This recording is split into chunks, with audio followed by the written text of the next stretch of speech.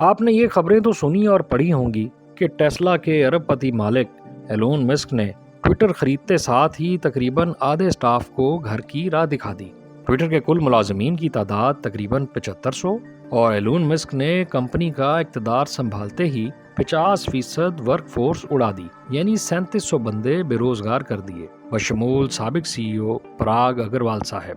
عام طور پر کسی ٹیک کمپنی میں نوکری محفوظ سمجھی جاتی ہے، لیکن حالیہ صورتحال دیکھ کر لگتا ہے کہ اب سب سے زیادہ غیر محفوظ نوکری ٹیک انڈسٹری میں ہے۔ امریکہ کے بیورو آف لیبر اسٹیٹسٹکس کی رپورٹ کہتی ہے کہ نومبر 2022 کے دوران مختلف کمپنیوں اور کاروباروں نے مل کر کل 2,63,000 نئی نوکریاں پیدا کی، جو توقع سے بھی زیادہ تھیں۔ لیکن اس کے باوجود امریکہ میں بے روزگاری کی شرح 3.7% چل رہی ہے۔ سب سے زیادہ بے روزگاری ٹیک انڈسٹری اور اس سے جڑے بزنسز اور کاروباروں کے ٹیکنالوجی شعبوں میں ہے۔ ذرا ایک نظر جائزہ لے لیجئے۔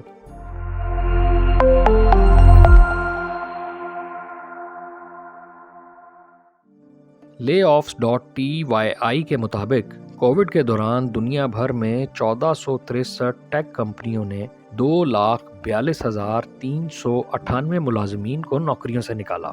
2022 کے دوران 930 ٹیک کمپنیوں نے 1,46,407 ملازمین کو بے روزگار کر دیا۔ سبسکرائبرز کی تعداد کم ہونے کی وجہ سے ریونیو میں کمی کا بہانہ بنا کر مئی 2022 میں video streaming platform Netflix نے 150 اور جون میں 300 ملازمین کو نکالا۔ کرپٹو مارکیٹ میں تنزلی کو وجہ گردانتے ہوئے کوئن بیس نامی کرپٹو کمپنی نے اپنی 18% ورک فورس کو مستقل رخصت پر بھیج دیا۔ 10 نومبر 2022 کو مارک زکربرگ کی میٹا نے اپنی گلوبل ورک فورس کے 13% یعنی 11,000 ملازمین کو بے روزگار کر کے بظاہر کمپنی کا مالیاتی بوجھ ہلکا کر لیا۔ ایمیزون نے 10,000 ملازمین کو نکال کر کچھ بچت کی تدبیر کر لی۔ سسکو نے اپنی ورک فورس کا 5% یعنی 4100 ملازمین کو فارغ کر دیا۔ اکتوبر 2022 میں مائکروسافٹ نے تقریباً 1000، انٹل نے 100 اور اوریکل نے 200 ملازمین کو نوکریوں سے نکال دیا۔ کمپیوٹر اور لیپ ٹاپ کم بکنے کا عذر تراش کر HP 4000 سے 6000 ملازمین کو نکالنے کا اعلان کر چکی ہے، جنہیں آئندہ 3 سالوں کے دوران شفٹ وار فارغ کیا جائے گا۔ ایک رپورٹ کے مطابق گوگل بھی اخراجات کنٹرول کرنے کے لیے اپنی ورک فورس 6% کم کرنے کا عندیہ دے چکی ہے، جس کا مطلب ہے کہ 2023 تک 10,000 ملازمین فارغ کیے جا سکتے ہیں۔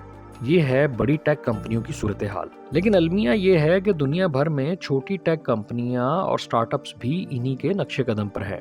پاکستان میں بھی حالات سازگار نہیں۔ مئی 2022 میں Pakistani ride service Airlift نے 31% ورک فورس کو فارغ کرنے کا اعلان کیا، جبکہ جولائی میں کمپنی نے اپنے آپریشنز مکمل طور پر بند کرنے کا اعلان کر دیا، جس سے سینکڑوں ورکرز بے روزگار ہو گئے۔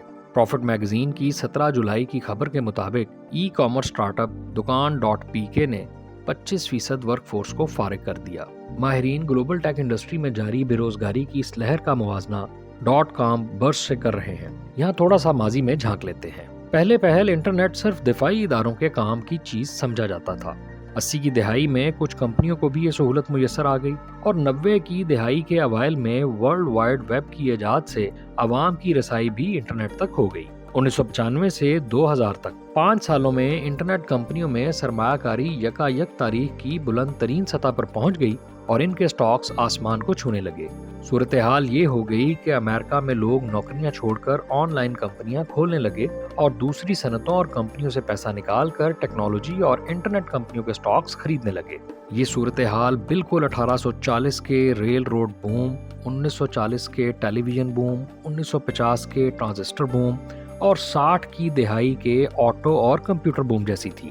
یعنی جب بھی کوئی چیز مارکیٹ میں مقبول ہوئی تو لوگوں نے دھڑا دھڑ اس میں سرمایہ کاری شروع کر دی۔ نتیجتاً نیسڈیک انڈیکس 1995 سے 2000 تک کے 5 سالوں میں 1000 پوائنٹ سے 5000 پوائنٹس پر پہنچ گیا، اور انٹرنیٹ کمپنیوں کے شیئرز کی فروخت میں 400% تیزی دیکھی گئی۔ 1999 وہ سال تھا جب وینچر کیپٹل انویسٹمنٹس کا 39% صرف اور صرف انٹرنیٹ کمپنیوں میں انویسٹ ہوا۔ اسی سال ہونے والے 457 IPOs میں سے زیادہ تر انٹرنیٹ کمپنیوں کے تھے۔ ماہرین نے انٹرنیٹ کی .com ڈومین کی وجہ سے اس صورتحال کو .com ببل کا نام دیا۔ پھر آیا اکتوبر، جب یہ بلبلہ پھٹ گیا اور سٹاک مارکیٹ کریش کر گئی۔ اسے .com برسٹ کہا گیا۔ مارکیٹ کریش کے نتیجے میں کئی انٹرنیٹ کمپنیاں یا تو بند ہو گئیں یا بند ہونے کے قریب پہنچ گئیں۔ نتیجتاً سرمایہ کار بیٹھے بٹھائے کروڑ پتی سے کک پتی ہو گئے اور ہزاروں ورکرز بے روزگار ہو گئے اور عالمی معیشت کساد بازاری کا شکار ہو گئی۔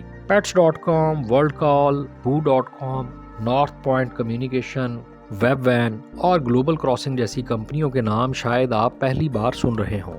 اس کی وجہ یہی ہے کہ یہ سب کمپنیاں .com برسٹ کے نتیجے میں بند ہو گئی تھی۔ مائکروسافٹ اور ایمیزون اپنی مارکیٹ کیپٹلائزیشن کا بڑا حصہ کھو بیٹھی۔ سسکو، انٹل اور اوریکل کے شیئرز 80% گر گئے۔ واضح رہے کہ سن 2000 میں سسکو کی مارکیٹ ویلیو $500 ارب تھی۔ نیسڈیک انڈیکس جو کہ 10 مارچ سن 2000 کو 5048 پوائنٹس پر ٹریڈ کر رہا تھا، 76% گراوٹ سے 4 اکتوبر 2022 کو 1139 پوائنٹس پر آ گیا۔ نیسڈیک کو 5000 پوائنٹس تک دوبارہ پہنچنے میں 15 سال لگ گئے۔ گلوبل ٹیک انڈسٹری کی موجودہ صورتحال کا موازنہ .com برسٹ سے اس لیے کیا جا رہا ہے کیونکہ زیادہ تر بڑی ٹیک کمپنیوں کے شیئرز میں کمی دیکھی جا رہی ہے اور وہ اپنی مارکیٹ ویلیو کھو رہی ہیں۔ وال اسٹریٹ جرنل کے مطابق 2019 کے بعد ٹویٹر کو کبھی منافع نہیں ہوا۔ 2020 میں اسے $1 ارب 14 کروڑ اور 2021 میں $22 کروڑ 14 لاکھ کا خسارے کا سامنا کرنا پڑا۔ $44 ارب میں خسارہ زدہ ٹویٹر کو خریدا تو 1 نومبر 2022 کو مسک کی اپنی نیٹ ورتھ $9 ارب گر گئی۔ ٹائم میگزین کے مطابق کووڈ کے بعد سال 2022 گلوبل ٹیک انڈسٹری کے لیے بدترین سال رہا۔ اکتوبر 2022 میں ایپل، گوگل، میٹا اور ایمیزون سمیت بڑی ٹیکنالوجی کمپنیوں کے شیئرز کی ویلیو گرنے کی وجہ سے ٹیک انڈسٹری کو $400 ارب کا نقصان ہوا۔ سب سے کم 16% شیئرز ایپل کے گرے، میٹا کے 66%، جبکہ مائکروسافٹ، انویڈیا اور ٹیسلا کے شیئرز 25% سے 45% تک گر گئے۔ ٹیک انڈسٹری کی صورتحال کا ذمہ دار ماہرین 3 عناصر کو قرار دیتے ہیں: معاشی بحران اور بلند ترین مہنگائی، بہت زیادہ انٹرسٹ ریٹ اور امریکی ڈالر کی قدر میں اضافہ۔ مہنگائی اور انٹرسٹ ریٹ میں اضافے کی وجہ سے زیادہ تر سرمایہ کار ٹیک کمپنیوں کے شیئرز پر سرمایہ کاری کا رسک نہیں لے رہے کیونکہ ٹیک انڈسٹری پر غیر یقینی کے بادل چھائے ہوئے ہیں۔ ڈالر کی مضبوطی نے ٹیک کمپنیوں کی دوسری ملکوں سے آمدن میں کمی کر دی ہے کیونکہ جن ملکوں کی کرنسی کے مقابلے میں ڈالر مضبوط ہے وہاں سے امریکی ٹیک کمپنیوں کو کم ڈالر مل رہے ہیں۔ ٹیک کمپنیوں کو اپنی سیلز اور ڈیجیٹل ایڈورٹائزنگ سے آمدن بڑھانے میں بھی مشکلات کا سامنا ہے کیونکہ معاشی بحران کی وجہ سے دنیا بھر میں لوگ پیسہ کم خرچ کر رہے ہیں۔ اس ساری صورتحال کا خلاصہ یہ ہے کہ ٹیک کمپنیوں کی آمدن اور منافع میں مجموعی طور پر کمی ہوئی ہے اور اخراجات وہیں کے وہیں ہیں۔ اس لیے ٹیک کمپنیاں اپنے اخراجات کم کرنے کے لیے ملازمین کو نکال رہی ہیں۔ گو کہ ہر کمپنی کی ملازمین کو نکالنے کی اپنی وجوہات ہیں، لیکن بنیادی وجہ اخراجات میں کمی کرنا ہے۔